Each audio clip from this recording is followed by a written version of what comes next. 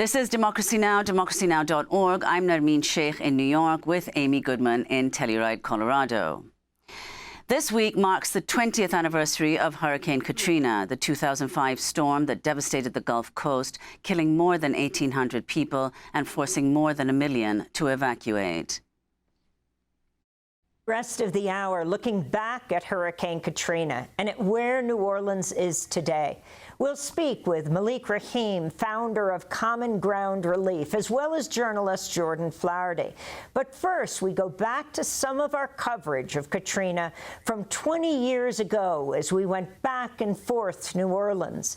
It begins with then New Orleans Mayor Ray Nagin. Ladies and gentlemen, I wish I had better news for you, but we are facing a storm that most of us have feared. Every person is hereby ordered to immediately evacuate the city of New Orleans, or if no other alternative is available, to immediately move to one of the facilities within the city that will be designated as a refuge of last resort.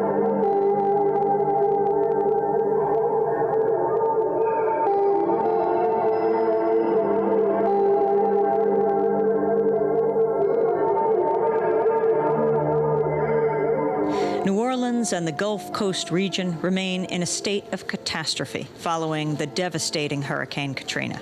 At least 80% of New Orleans is underwater. The city has no electricity and little drinkable water. Officials say New Orleans will be uninhabitable for weeks. On Tuesday, 2 levees broke, flooding areas of the city that appeared to survive the storm. This is a national disaster. Get every doggone Greyhound bus line in the country and get their asses moving to New Orleans. That's they thinking small, man, and this is a major, major, major deal.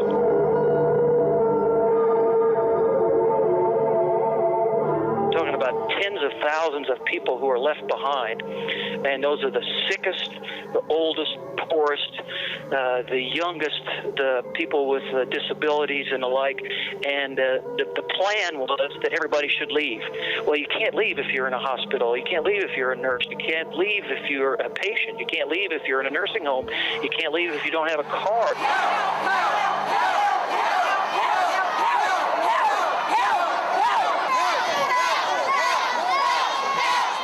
There are throngs of people, easily in the tens of thousands, maybe 40 to 50,000 people, in my estimation, standing on the plaza, trying to get to a very narrow area where they're being escorted to the buses.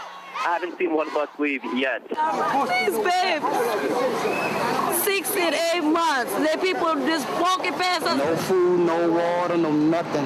Whatever we had, we've been taking it. That's the only way we could survive. We got the food right here. Let me show you right here. All of it. Look, right here. Look. See, they won't give us nothing. Nothing. Look, the gate right there. Look. They won't give us nothing. We ain't drinking no ice water, nothing. This is not about low income. It's not about rich people, poor people. It's about people. Nobody wants to hurt anybody in this city.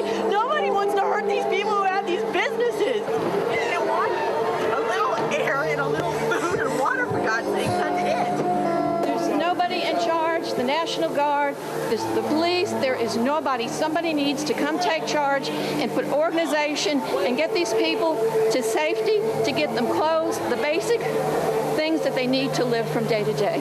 Well, we've been people being killed down here. People, some of their bodies were just lying out in the street. They were shooting each other. The military was shooting. One of my neighbors said the military guy shot at him. So that's what made me not want to come down here. Federal relief officials have played almost no role. The head of FEMA, Michael Brown, admitted on CNN last night his agency didn't even know that thousands of hungry refugees were inside the convention center. Residents continue to break into stores in search of everything from food and water to guns to luxury items. Nobody here but us, and we just got to look out for one another. All your politicians, they want to get on TV, talking about they're feeding this person, feeding that person. We ain't seen nothing over here yet. The White House announced it would have zero tolerance for looters. Even for those taking essential items needed to stay alive. Well, I want zero tolerance for that kind of language being used by leaders of our government to discuss poor people, poor black people who are trying to survive under the most desperate, insane circumstances. I want zero tolerance for thousands of our troops being sent to Iraq when we need them here. I hate the way they portray us in the media. If you see a black family, it says they're looting. See a white family, it says they're looking for food. George Bush doesn't care about black people. In Biloxi, Mississippi, the first federal aid arrived only yesterday, 3 full days after the storm wiped out entire sections of the city. In smaller towns in Mississippi, help has still not arrived. We left for the hurricane and came back Monday night hoping that we could help some people because, I don't know, looking at the response to this storm, particularly initially, there wasn't a lot of outside help, so we decided that really it was up to the people of Jefferson Parish to take the parish back. What I saw from the federal government was a grand total of 3 boats. Border Patrol agents on 3 boats, 2 airboats and 1 flat-bottom boat. And I saw far more of a response from citizens who had just taken it upon themselves to go and pluck people out of their homes, and they plucked about a dozen out on Saturday. We don't have any government response here. Everything that's taken place is taken place by volunteers and citizens in the area. Why aren't there 50 inflatable boats in the water working a grid, making sure all these people are out of here? Why is it just volunteers? That's the only people you see around. FEMA Director Mike Brown is in charge of all federal response and recovery efforts in the field. And Brownie, you're doing a heck of a job. Democratic leader Nancy Pelosi has called for your resignation, and I'm wondering if you have a response to that. The president's in charge of that, not me. Well, right at the top, you have Michael Brown, and as you mentioned, he was the commissioner of judges at the International Arabian Horse Association. To give you an idea of what he did there, he spent a year investigating whether a breeder performed liposuction on a horse's rear end. This is an attempt by some in this room to engage in finger pointing and blame game, and I'm just not going to do that. I've made it very clear. And the president spoke about him last week, and his comments stand in terms of what he said about the great work that they've been doing round the clock, 24 hours a day, to help people on the ground. Excerpts of Democracy Now!'s coverage of Hurricane Katrina 20 years ago. That last speaker was Scott McClellan, who served as spokesperson for then-President George W. Bush. The massive storm struck the Gulf Coast on August 29, 2005. Democracy Now! Soon went down to report from the streets of New Orleans. One person we interviewed in the neighborhood of Algiers was Malik Rahim, co-founder of the Common Ground Collective. On September 10th, 2005, we aired this report. When Malik took us around the corner from a community health center, he showed us how a corpse still remained on the street. It had been neglected since Hurricane Katrina hit. We asked soldiers and police why the corpse had not been picked up. Basically smell it from right here. You know, and the police, they pass by, they'll look at it. But they ain't gonna do nothing, you know, to pick it up. Malik then walked us down the driveway next to the health center and lifted up a sheet of corrugated metal marked with an X, revealing the dead body underneath.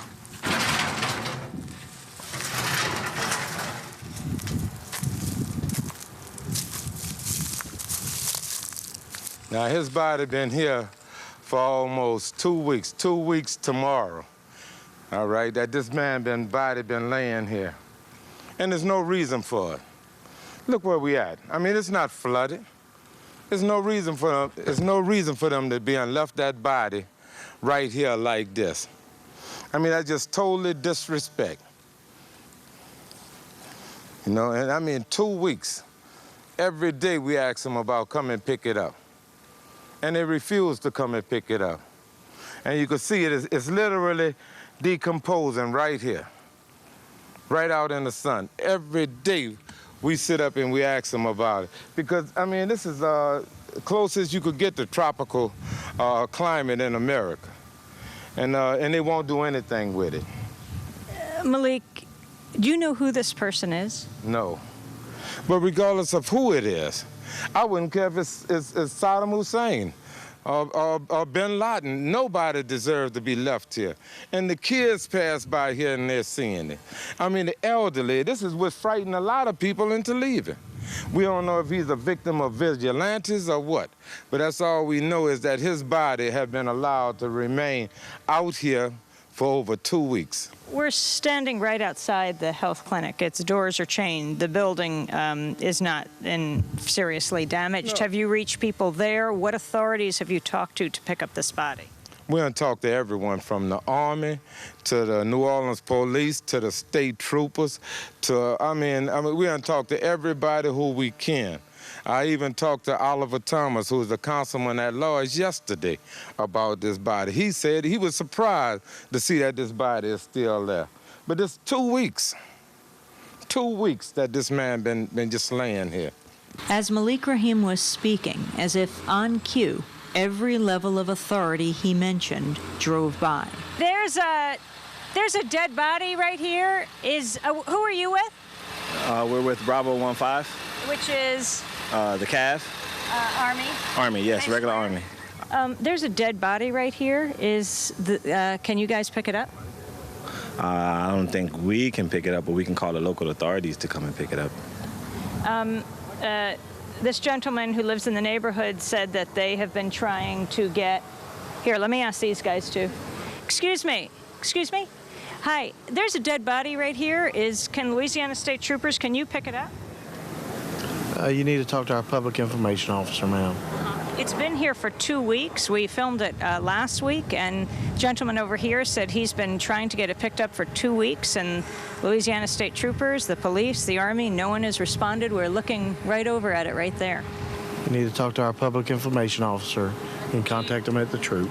Your name is? You need to talk to our public information officer. Do you know about the body? You need to talk to our public information officer. Sir, do you know about the body over there? Oh, ma'am, you need to talk with our public information officer. Do you know what they should do to get this body removed? I have no idea. I can't tell you. I don't know. There's been several people over here looking at it.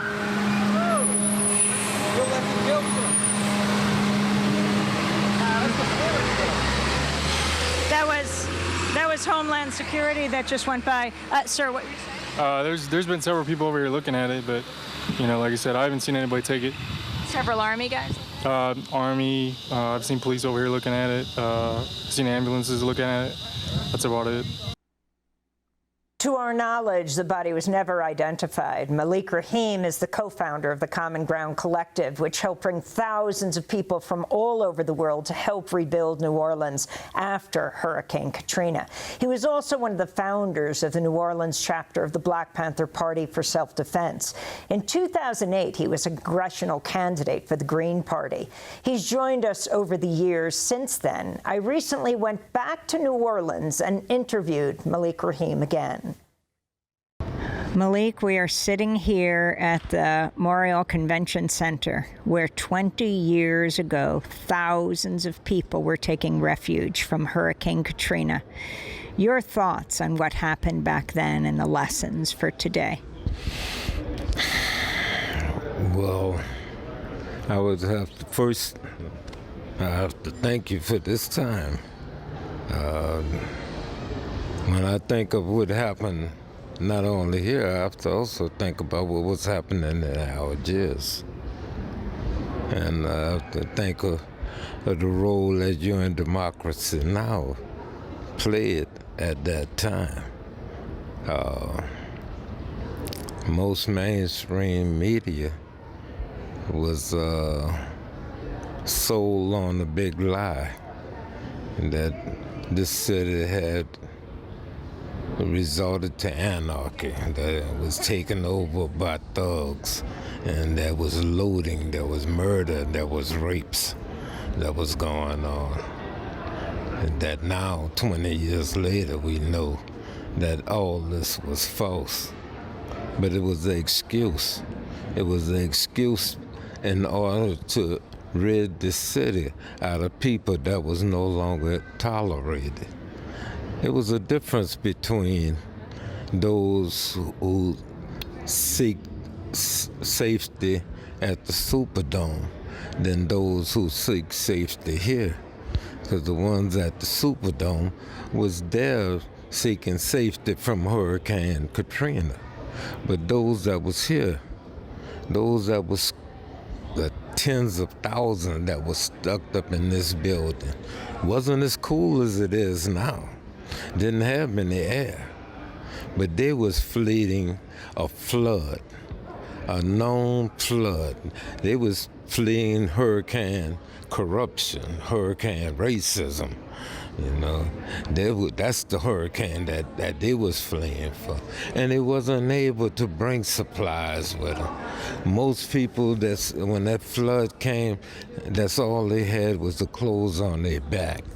And then they had to wear these polluted clothes because the water was polluted. The water was toxic. And they had to wear this for days. So I think about the condition of those that was trapped here, and especially the children. You know, as an elder, I can understand, but you know, because I'm in the twilight of my life. I'm 70. I'll be 78 in December, so I'm in the twilight of my life. But to see children trapped up in here and dying needlessly. Remind me, this was George W. Bush's presidency. He had appointed as the head of FEMA, the Federal Emergency Management Agency, Michael Brown, who was, his specialty was Arabian horses. He was more concerned about the size of his cuffs on his elbows to show that he had rolled up his sleeves. And Bush said to him, what was his congratulatory message to Brown? I can't remember what the Bush. Heck of a job, Brownie? Yeah, something like that. And what about when the FEMA head, Brown, was asked about the people here at the convention center? Well, he didn't know they was here. He said, I don't even know that they're here. He ran his operation from Baton Rouge. So everything that he was seeing was secondhand. Everything that he was saying was secondhand. He wasn't here. He was in and living a life of luxury in Baton Rouge while people here was dying. You know, so again, it shows what we went through then, but ain't it the sad part about it? It could happen today. Deja vu is alive and well here, because if a hurricane would happen right now, we are ill prepared for it, the same way we was ill prepared 20 years ago. That's Malik Rahim just a few weeks ago, sitting with me in the convention center in New Orleans, where so many thousands took refuge from Hurricane Katrina. Thanks for watching Democracy Now! On YouTube. Subscribe to the channel and turn on notifications to make sure you never miss a video. And for more of our audience-supported journalism, go to democracynow.org, where you can download our news app, sign up for our newsletter, subscribe to the daily podcast, and so much more.